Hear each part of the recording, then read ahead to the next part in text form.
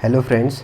तो आज मैं आपको बताऊंगा कि ड्रग्स फॉर डायरिया क्या क्या है। अगर डायरिया होता है तो उसमें कौन कौन से ड्रग्स हमको यूज़ करने चाहिए। ठीक है, तो सबसे पहले हम फ्लूइड रिप्लेसमेंट और ड्रग्स, इसमें दो में क्लासीफाई किया गया है। ठीक है, तो ड्रग्स तो ठीक है देने ही है, लेकिन अपने को फ्लूइड भी देना होता है। तो फ्लूइड कौन कौन सा दे सकते हैं?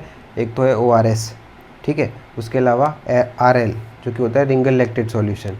ठीक है, ये तो है फ्लूइड रिप्लेसमेंट देना है वो। ड्रग्स कौन कौन से दे सकते हैं? अब ड्रग्स देने के लिए अपने को ट्रिक बनाई है मैंने यहाँ पे 4A और 2P। ठीक है, कितने आ रहे हैं? 4A आ रहे हैं यहाँ पे और 2P आ रहा है। ठीक है, तो सबसे पहले डायरिया में अपन एंटीबायोटिक्स दे सकते हैं, एंटी मोटिलिटी ड्रग्स दे सकते हैं, एंटी सिक्रेटरी ड्रग्स दे सकते हैं, एड्जॉर्बेंट दे सकते हैं, प्रोबायोटिक्स दे सकते हैं और प्रीबायोटिक्स दे सकते हैं। ठीक है, अब क्या होता है कि ऐसा नहीं है कि जब भी अपने को अपने डायरिया देखने को मिला किसी पेशेंट के अंदर तो आप तुरंत एंटीबायोटिक स्टार्ट कर दो। ऐसा नहीं है, कुछ कुछ ऐसे कंडीशंस भी होती है जिसमें अपने को एंटीबायोटिक नहीं देने, आपको उसका कॉज मतलब वो डायरिया किस वजह से हो रहा है वो ठीक करना ज़रूरी है। ठीक है, तो किस केस में एंटीबायोटिक नहीं देनी है उसकी ट्रिक है PITCH। ठीक है, तो P से पेनकेटाइटिस, उसमें आपको एंटीबायोटिक्स नहीं देना है। अगर उसको डायरिया है फिर भी एंटीबायोटिक्स नहीं देना है।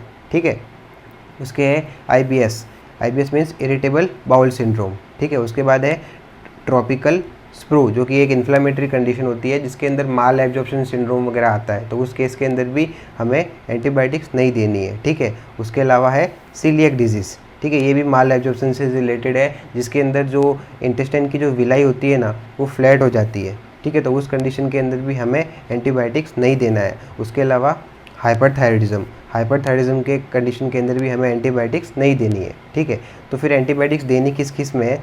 ठीक है, तो सबसे पहले इसके लिए इंपॉर्टेंट क्या है? Given in infected diarrhoea. ठीक है, अगर कोई डायरिया कोई सिस्टम इन्फेक्ट हुआ है और उस वजह से अगर डायरिया हो रहा है तो उस केस में अपने को एंटीबायोटिक्स देनी है। ठीक है, तो किस किस वजह से इन्फेक्ट हो सकता है? तो पहला है कोलेरा बैक्टीरिया। ठीक है, उसके अलावा दूसरा है क्लोस्ट्रीडियम डिफिसाइल। ठीक है, उसके अलावा है कंपाइलोबैक्टर बैक्टीरिया। ठीक है, उसके अलावा प्रोटोजोन इन्फेक्शंस वगैरह होते हैं, उस केस के अंदर भी अपन एंटीबायोटिक्स दे सकते हैं। ठीक है, कौन कौन से? एमीबियासिस और जियार्डियासिस। तो ये एमीबियासिस जो होता है वो सबसे मोस्ट इम्पॉर्टेंट है। ठीक है, यहाँ पे जो कोलेरा है वो भी मोस्ट इम्पॉर्टेंट है, तो बस ये याद रखना। अब इसमें एंटीबायोटिक्स कौन कौन सी देनी है ये आपको मैं आगे फर्दर बताऊँगा। ठीक है, तो उससे पहले अपन दूसरे जो डायरिया में अपन क्या क्या दे सकते हैं वो देखते हैं। ठीक है, तो अब देखते हैं एंटी मोटिलिटी ड्रग्स। ठीक है, तो अब क्या होता है कि जो डायरिया होता है तो उस केस के अंदर मोटिलिटी जो होती है वो बढ़ जाती है। ठीक है, मतलब इंटेस्टिनल का जो पेरिस्टालसिस मूवमेंट है वो बहुत ज़्यादा बढ़ जाता है। ठीक है, तो उसको क्या करना पड़ेगा? कम करना पड़ेगा। तो उसके लिए अपन क्या देते हैं? Anti motility drugs. तो एंटी मोटिलिटी ड्रग्स में सबसे पहला है लोप्रामाइड।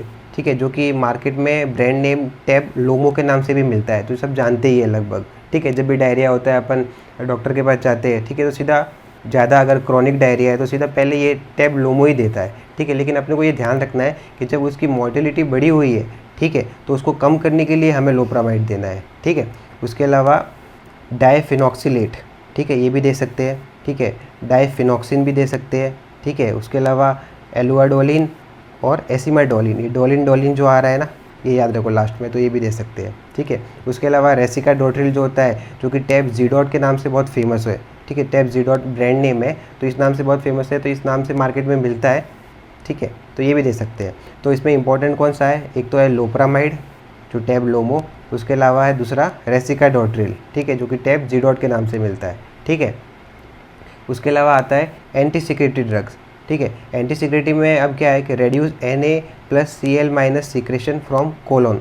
अब क्या होता है कि कोलोन के अंदर अगर NaCl ये जो इलेक्ट्रोलाइट्स वहाँ पे प्रेजेंट है तो वो क्या करेंगे? वाटर को खींचेंगे, और वाटर को खींचने के वजह से वहाँ पे डायरिया होगा। ठीक है, लिक्विडिटी बढ़ेगी ना, तो अभी क्या करता है एंटी सिक्रेटरी ड्रग जो होते हैं वो Na+Cl- का जो सिक्रेशन है उसको कम कर देते हैं। अगर वहाँ पे सॉल्ट ही कम हो गया, ठीक है, तो वहाँ पे पानी को खींचने के लिए कोई रहा नहीं। ठीक है, तो डायरिया वहाँ पे क्या हो जाएगा?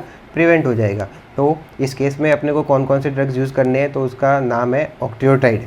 ठीक है, जो कि टैब नियोसिटाइड के नाम से बहुत फेमस है। ठीक है, क्लोफेनमेल दूसरा। ठीक है, और उसके अलावा है एलोसिट्रॉन।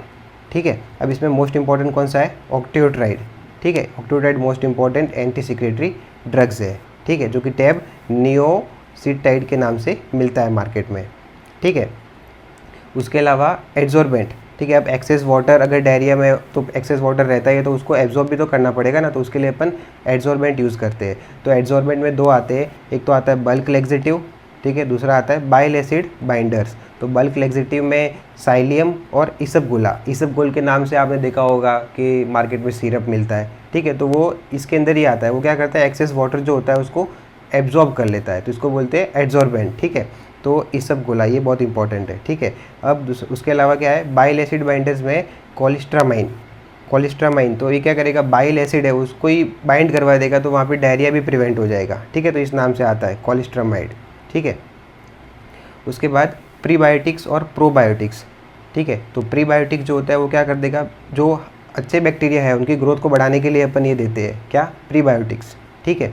और जो प्रोबायोटिक्स है वो क्या करता है, एंटीबायोटिक इंड्यूस डायरिया। अगर किसी एंटीबायोटिक के देने के वजह से अगर डायरिया हुआ है, ठीक है, जनरली टैब मेट्रोडिनाजोल वगैरह आपको पता होगा, तो उस वजह से क्या होता है, कभी अपन ज़्यादा टाइम यूज़ करते हैं ना तो डायरिया हो जाता है, ठीक है। तो उस केस में अपन प्रोबायोटिक स्टार्ट कर सकते हैं, ठीक है। तो इसका जो ब्रांड नेम है वो है टैब वाइबैक्ट, टैब वाइबैक्ट के नाम से मार्केट में मिलता है, जिसके अंदर प्रीबायोटिक्स और प्रोबायोटिक जो होते हैं वो दोनों कंबाइन में मिलते हैं, ठीक है। अब ये देखो, प्रीबायोटिक्स अगर अलग से देना है तो उसमें बल्क लेक्सेटिव आते हैं, बल्क लेक्सेटिव में वही इसबगोला, ठीक है, और मिथाइल सेलुलोज, इसमें भी ये इसबगोला जो है वो इंपॉर्टेंट है, ठीक है। और प्रोबायोटिक्स के अंदर क्लोस्ट्रीडियम डिफाइसिल बैक्टीरिया जो होता है उसके वजह से अगर हो रहा है तो अपने को उस केस में भी प्रोबायोटिक्स देने हैं, ठीक है। और अपने को दोनों अगर कॉमन में देने हैं, प्रीबायोटिक्स और प्रोबायोटिक्स जनरली कॉमन में ही देते हैं, ठीक है। तो उसके लिए अपन टैबलेट कौन सा यूज़ करेंगे, टैब वाइबैक्ट, ठीक है। तो ये था पूरा कि अपन डायरिया के अंदर कौन कौन से ड्रग्स यूज़ करेंगे, ठीक है। इसमें ये जो इंपॉर्टेंट चार्ट है स्टार्टिंग का, इसको याद रखना है, ठीक है।